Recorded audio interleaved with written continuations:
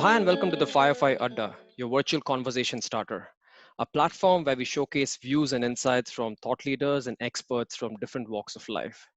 Today's episode is very special as we talk about our frontline warriors, our doctors, and one such special person who actually put himself on the line and was exposed to this deadly virus.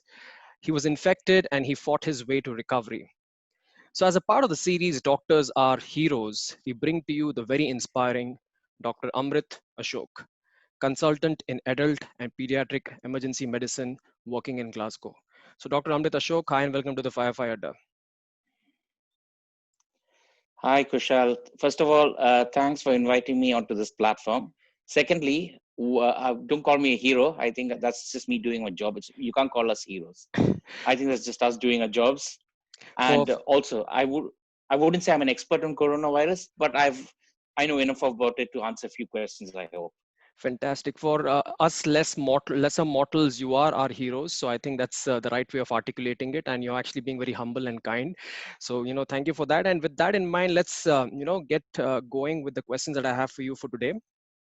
So, Dr. Ashok, you just defeated the coronavirus, and you're coming out, or you've already recovered from it completely. So, how has the journey been so far? And if you could maybe talk about your experience. Yeah, to be fair, I am actually very grateful that I've come through it because, as you know, I work in an emergency department. So I usually see the worst cases of COVID come through the doors.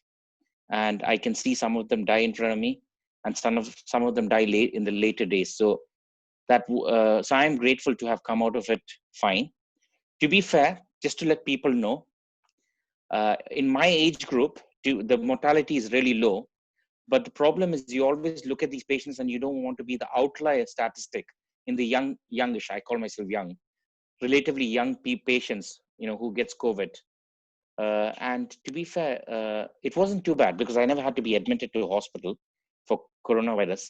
But it was more the apprehension which killed me because I knew what days your symptoms could get worse, what days you could probably end up being in hospital because the way the disease has worked in a lot of patients is they sort of are okay for most days, and then from days 5 to 10 is when they can suddenly go down or deteriorate.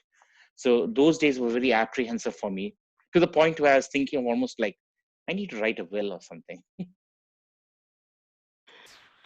So yeah, it's a very funny take at the end. So yeah, so I think from your experience, you actually sort of quarantine yourself at home is what I'm actually presuming. So what were your thoughts like, and Oh, what were the sorry. Sorry. So I think we had a small minor glitch on the internet. So internet these days is actually, going bonkers. So my question to you, Dr. It's Amrit, was, sorry, you had something to say? I just wanted to say, please don't say that 5G is a COVID scam. Don't worry about that. Just talking about mobile data streaming. Anyway, Just yeah, today, continue. there was some announcement by Mr. Boris, about 5G. I don't know if you had the opportunity of reading that. Maybe, in your spare time, you should. Anyways, coming back to the topic about isolating yourself. So you went into a quarantine. I think you were home quarantined. So what were your experiences like? And, what were any best practices that you could actually, sort of share to the audiences? So if you could, bring that out. So best practices is actually, honestly speaking, you should try to treat it as a normal day or as a normal flu in the initial circumstances, to be fair. But also keep in mind that you could get very unwell. So the things what you need to do is make sure you eat your food regularly, fluids. The other thing I was going to say is also make sure you've got some family or friends nearby who know about you having coronavirus, especially if you live on your own or self-isolating on your own, so that they can check up on you every day just to make sure you're fine. Other things which I did were particularly just to take my mind off it. I read books. I went out in UK, as you know, you have to quarantine for 14 days if you have COVID. But within your house itself, like in the back garden or something, you can go out for walks or just do a bit of like gentle, physical activity or something. Other couple of things which I did were breathing exercises. So one good thing is to just improve the lung capacity, and I would just say that normally for people, not just for COVID. Just do it as a general rule so that your lungs are in a better position. And one lucky thing which I did is, I don't know whether it's a medical thing, but there have been a lot of cases of what we call as happy hypoxics in coronavirus, where people are fine with low oxygen levels. And one way is because you're not part of your lungs are collapsed, but you're still getting enough ventilation through your lungs, but not enough oxygen. But your body realizes it too late when it's too low. So one way of preventing that, two ways you can do it is, you can monitor yourself with good, if you've got a, a very good working oxygen saturation probe. But as you can see, the prices are fairly high, especially in India and UK. I'm sure they've been hiked up. So one way is, you can do some physical thing. Just count 1 to 50 in one breath, and see whether, just check your breathing and see if you can't complete it for a normal person like you or me. Then your breathing is not what it is. So it might be something which might give you an idea. If you're much more breathless doing normal activities, as opposed to when it was previous, you might think, okay, maybe oxygen levels are low, you need to get it checked it or check out.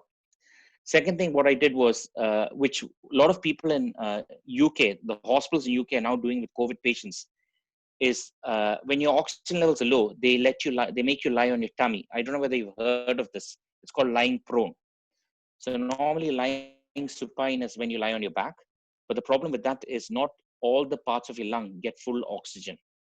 Whereas when you lie prone, is a bigger number of the small airways in your lungs called alveoli get the oxygen. So it's a new strategy for treating COVID, where they don't want to put you on a ventilator, is they try to put you on high flow oxygen, or oxygen through a special machine called a CPAP, and they put you on your tummy, and that helps get more oxygen into your body. So I, luckily, always sleep on my tummy. But I would tell people, if they can try, just to prevent them from becoming happy hypoxics, is try to get the habit of trying to sleep on your tummy if you get mild COVID. Can I just say, these are not things which prevent you from going to hospitals, or but they can help. If you think your symptoms are getting worse, don't do what I'm doing. Just seek help. Okay, I'm a doctor, so I'm an expert, and I can monitor myself better than than the normal person. So sorry, that's my Siri speaking. So Sure, no so problem. if you're concerned, go to the hospital. But those are some of the activities. Was there anything particular? It's basically both mental and physical. Take care of your mental and physical aspects of your health. And it's, you can say it's like a flu, like a viral illness, but in the back of your mind, it's slightly worse than that. So you didn't touch upon nutrition as an aspect. So any vitamin supplements that need to be taken as well, vitamin C very specifically?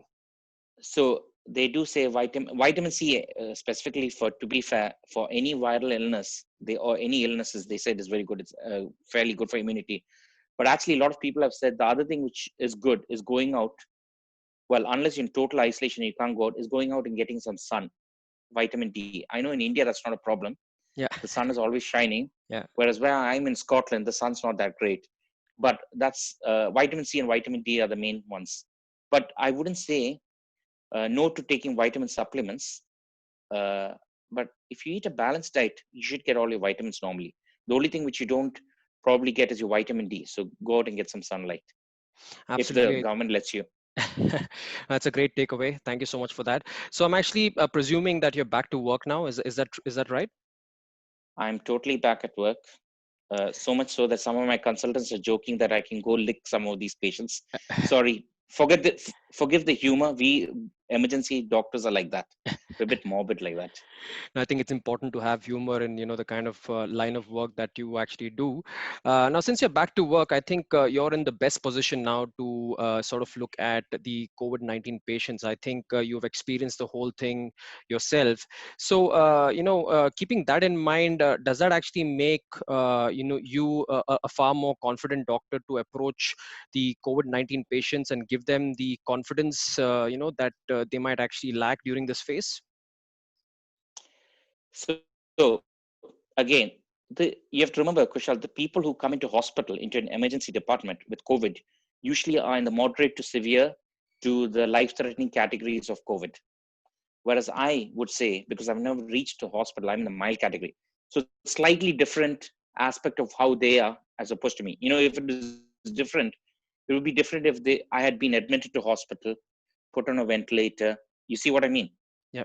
My experience is slightly different. Having said that, with the moderate to slightly severe cases, if I can, I do tell them that, look, you're on these days of the COVID illness, your oxygen levels are not too low at the moment.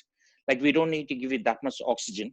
So there are chances that you'll get, given your age, especially to the younger patients, given your age, there's a good chance that you'll recover. And I'll tell them that even I had it, and it was the same thing. I was also very anxious, but I got over it. You can't tell this to the very severe to the life threatening patients, to be fair, because those patients, for all from what evidence shows, they can easily take a turn downhill very quickly. So it's difficult, but the things what you can do, uh, if they're very unwell and you think it's in the life threatening category, I thought about, is my family and everything. So I get them to see whether they can contact the family. If they look like they're dying, unfortunately, in front of our eyes, we try to get the family members in. Whereas previously, the hospitals would say no one can come into the hospital other than the patient because of COVID. But if they are unfortunately dying in front of you, then you try to get the family members in, get them to put PP, and let them try to spend the last few, hours or the day with their family members. I work in an A&E department where the patients I see and deal with normally can only stay for 4 hours, as opposed to a ICU or a medical ward, which where people are much longer, they stay longer. But I know from my colleagues who I've worked with previously, what they've been doing is they've been doing things like they've one of my colleagues in Edinburgh, my ex-colleagues in Edinburgh, she's got rainbow boxes for all these families. So whatever they need, like they have toothbrush, iPads, or something to watch, some book to read, toiletries, brushes, which they might not think about when they come. It's all there in these boxes for each patient. And some of them also go to the extent of speaking to the family member on the phone. And even if the patient is on a ventilator, they put the phone next to the patient on the ventilator so they can talk to them in that way, sort of thing. So those are things I've heard from what we do in UK. But like I said, as far as I can, if the patient is unfortunately dying right in front of me, I try to get the family in, if we can, to sit next to them. And if they are going to, and if we give them tender loving care. If they're very severely unwell, we still, before we put them on a ventilator, we get them to call their family and just speak to them and say anything they want to. And these are very heart-wrenching moments, and I really hope that all of us don't really get into that kind of a situation. Now, talking about stress and how doctors deal with it. Now, this COVID-19 crisis has actually gotten stress to another level altogether. So you guys are working around the clock, attending to different patients. So how are you actually coping up with stress and these challenging times? So, to be fair, Kushal, you would have known me from when I was much younger, and I have always been a chilled out person, not that stressed out in life. So that helps me. But I know a lot of my colleagues do get stressed out and everything. And the main apprehension for to be fair, emergency department workers, nursing staff, medical staff, anyone are usually used to dealing with high levels of stress already because of the scope of our work. We always see life-threatening injuries or illnesses, and we make life-saving decisions. So, in a way, I am used to that. I'm not boasting, but I'm just saying that we're used to dealing with stresses like that. But you're right, COVID has brought it to a different level because now you've got that added apprehension of to yourself and to your family. For people working that they don't want to take it back to the family. I mean, the way to deal with it is the same way. Imagine you're at home and take care of your mental and physical self in a work environment. Make sure you're well rested. So take your breaks. Don't work.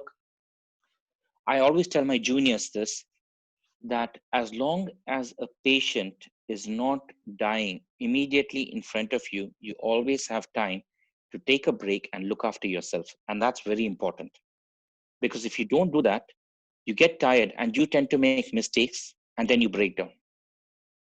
So at work, the physical aspect is take your breaks regularly.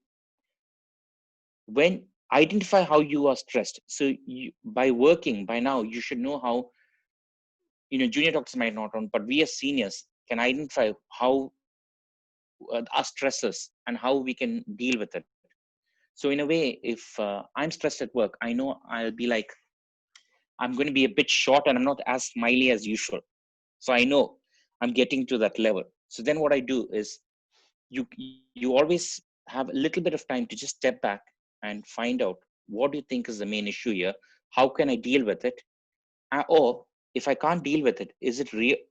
Can I just leave it for a little bit while later and deal with the most important thing at hand? So for example, you have to learn how to compartmentalize in A&E, in an emergency department. Because yes, you might be stressed, but equally there's a patient who's dying in front of you. So you can't afford to be totally stressed and lose track of the plot. So you need to just take a step back and say, why am I getting stressed? Is it because I can't deal with the patient? In which case, call for help. There's always someone in the hospital to give you a hand. There'll be an intensive care consultant. There might be your own A&E colleagues. So you need to learn how to ask for help. You shouldn't have any ego. You shouldn't, you should be like a team working person. You should identify, like, if I think I can't deal with it, I need help. Call for help. If you think it's a particular issue which needs to be issued with staff, then take them aside and say, are you okay? That the, like, identify your triggers physically, like mentally identify your triggers. Physically, take your breaks, nutrition, do your exercise every day, like walks or everything. Go outside if you can. I know in India, I don't think you can that well, but in UK, you can go out for 1 hour of daily outdoor exercise daily, which is quite useful. Uh, so it's, yeah, taking part of the mental and physical aspect. The other thing is, I usually get in some treats for the working members, and that, like cakes or sweets or something. And trust me, that always helps the mood. But then I've realized that so many people are giving us food. We're all going to become fat in the A&E department. I think I already gained a few kilos over there. So I mean, there are ways to deal with it. You just you. The important thing is, even if you're stressed, right? Try not to show it, because if you're the team leader on the floor, on the emergency department, if you're stressed, everyone is stressed. So I can't actually afford to be too stressed all the while, because what will happen is, it'll just flow through to my nursing staff, it'll flow through to my junior staff, and then no one can work very well. So you need to learn how to manage it. I think it's just experience, to be fair.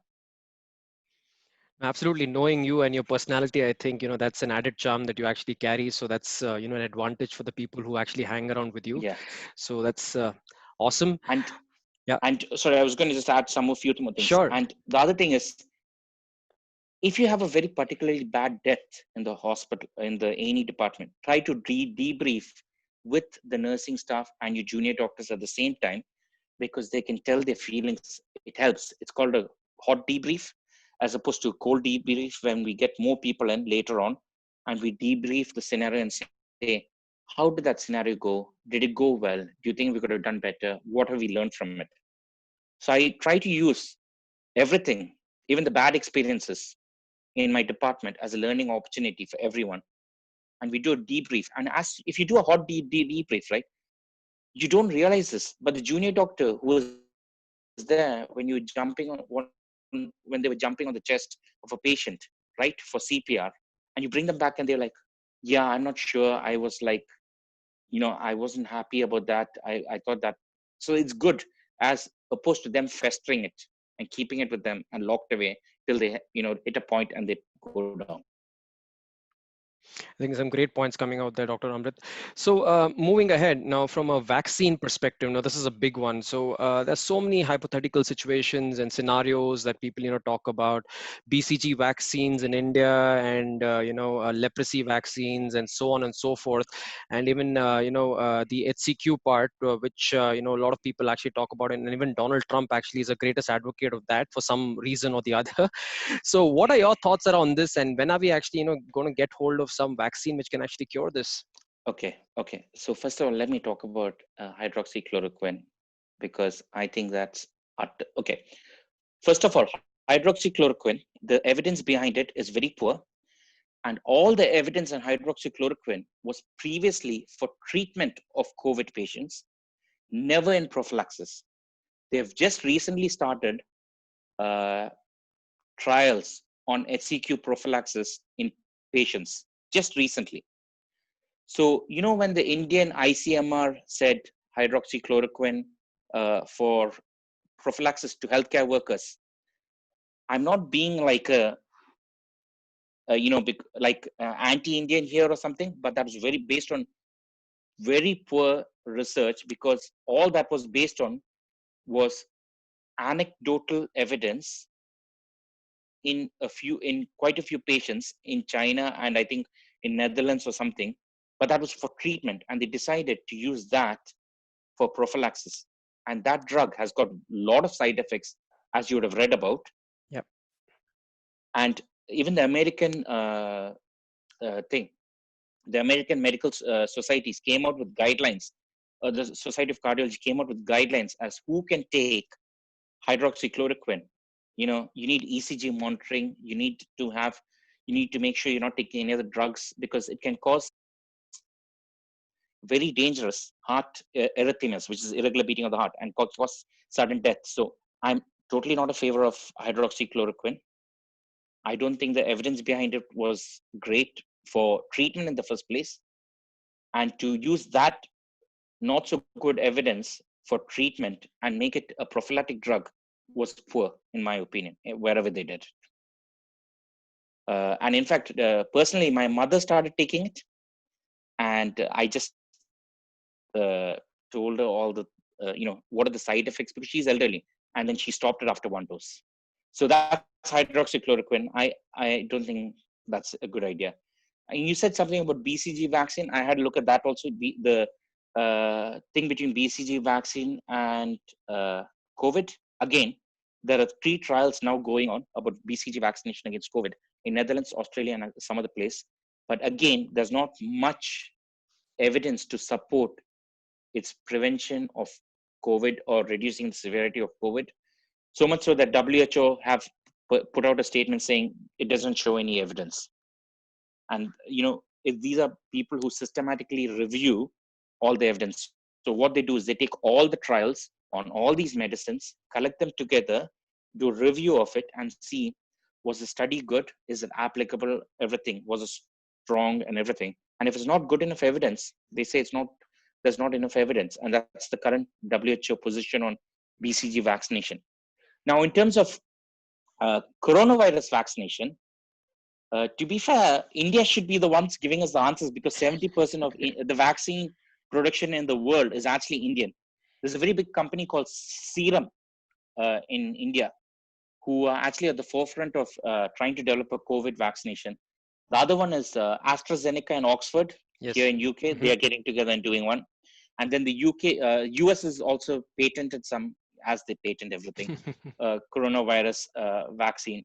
To be fair, it'll take a year or so, because you have to remember a couple of points. One, they need to test it.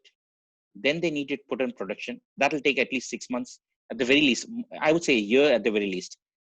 The other thing is, they need to know whether that vaccine will actually be effective enough against that coronavirus to evoke a good enough antibody response, or against a particular strain. For example, you have a flu vaccine. It doesn't protect against all types of influenza. It's against certain subtypes.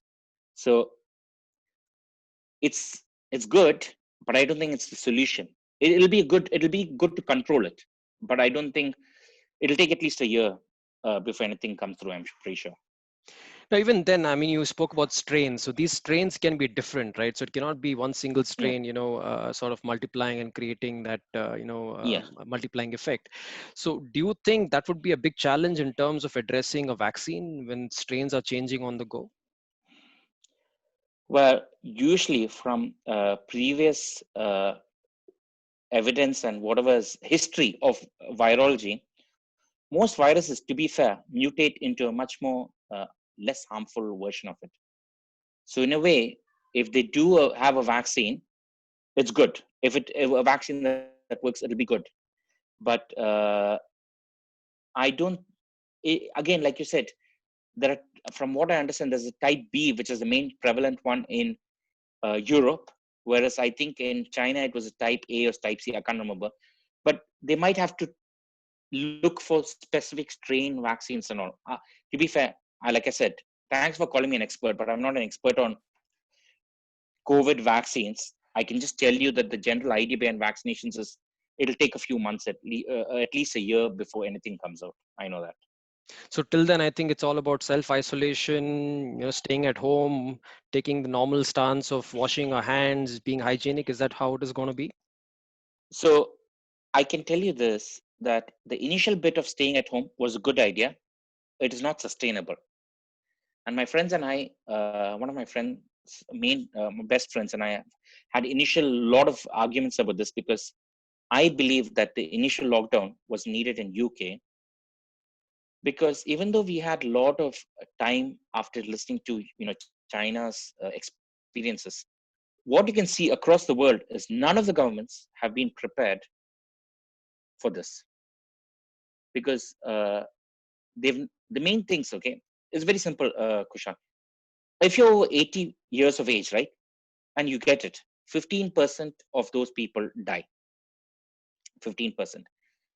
But the thing is, in those people who are dying, there is a good chance that they had enough medical problems already that they would have died within a year or two or three, maybe without even COVID. What I'm trying to say is the the thing is you need to protect the vulnerable parts of society. Okay, the elderly patients, the ones with comorbidities, so the ones with hypertension, the ones who have got very high obesity, the one with diabetes, or the ones with respiratory illnesses.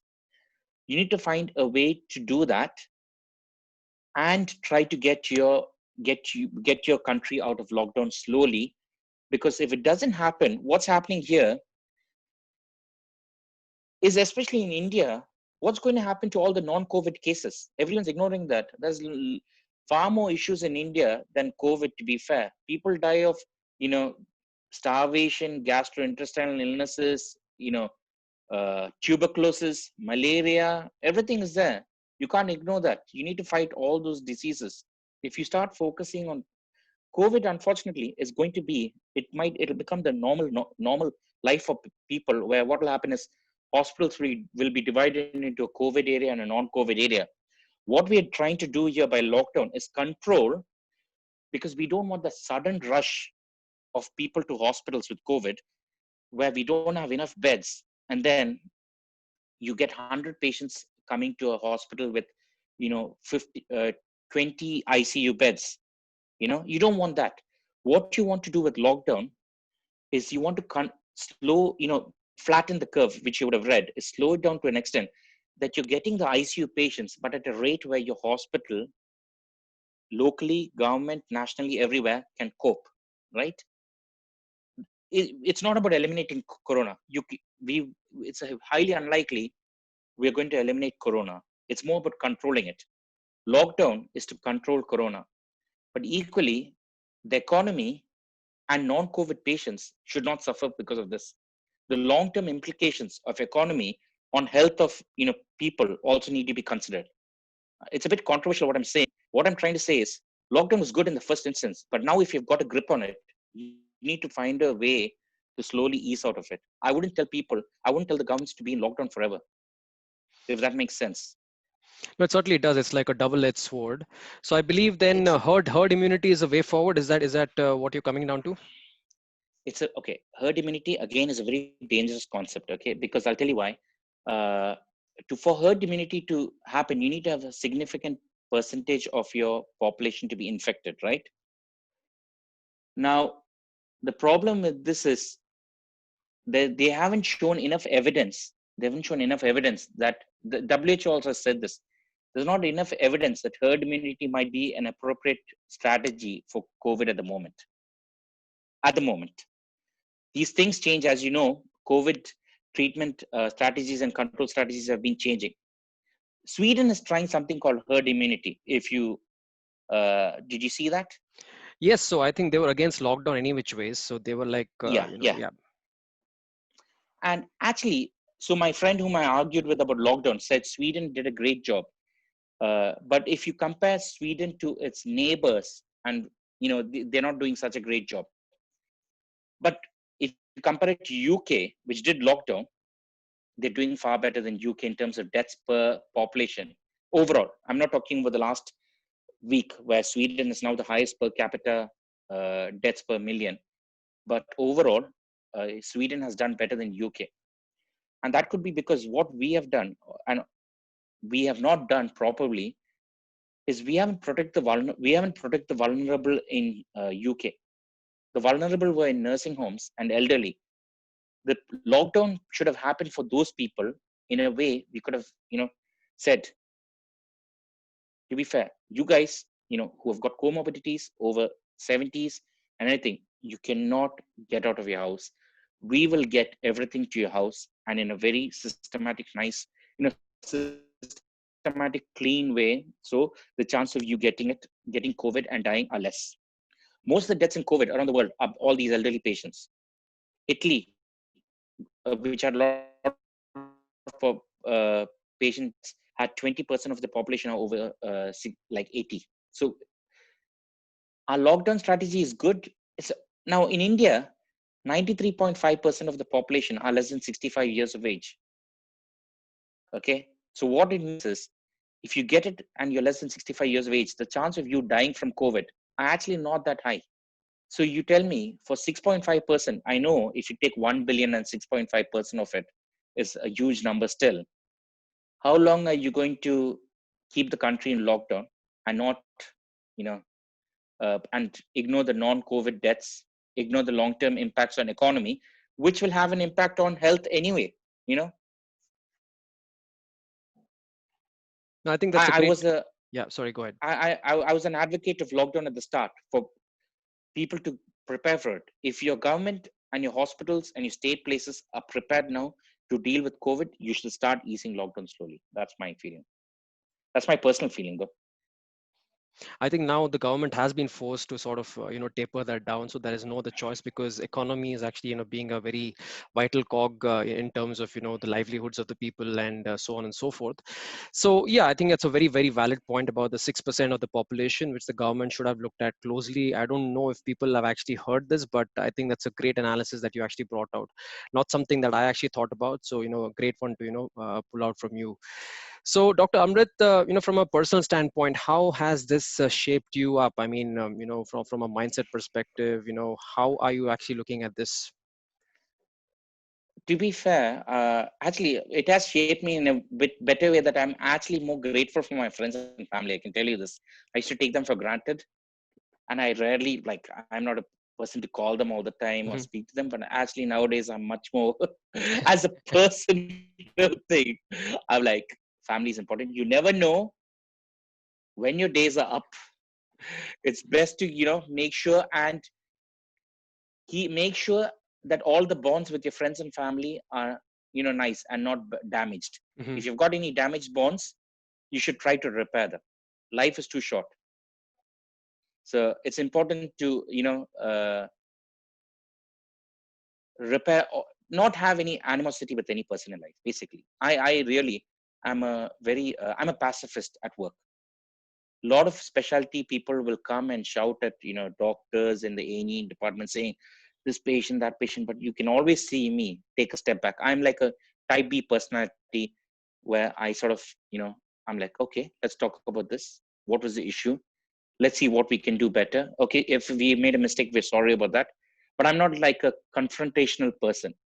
But I want to tell people that you should not have enemies in life. You should try to just be friends with everyone. And if you have enemies, see whether you can you know turn that animosity into something better, like into like being friends again. Especially if you've been friends and then you become really bad, you become enemies. That's not good. I think these are great insights. So maybe one last one success mantra for the audience to take away, something very positive, that you can actually, leave them with. It's not so bad as they say it is, especially if you're young.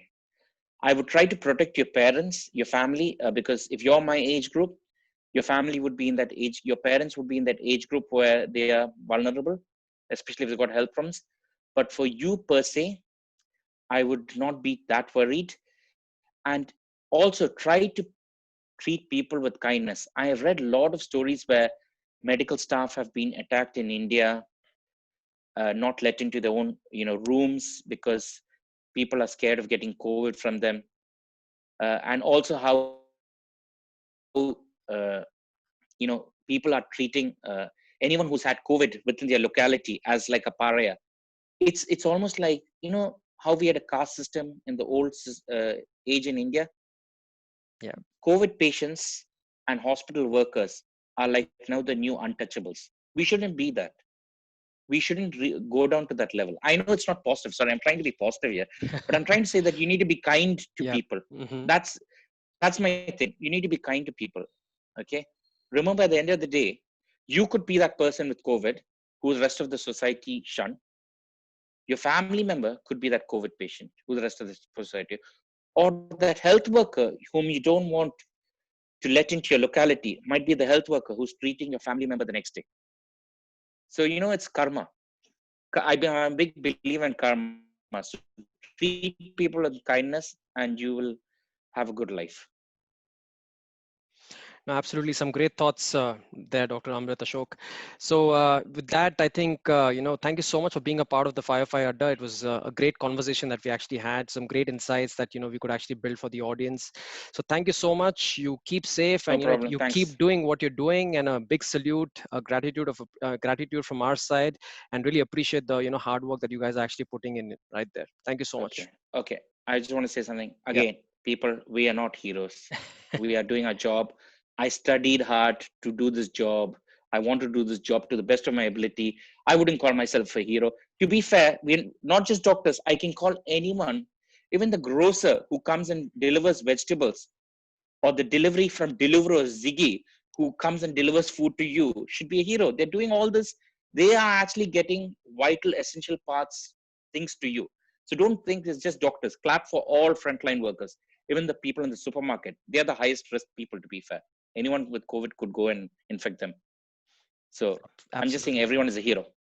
Point taken. Point taken. Absolutely. Thank you so much. And you take care and stay Okay. safe. Okay, cool. Thank you very much. Thank you.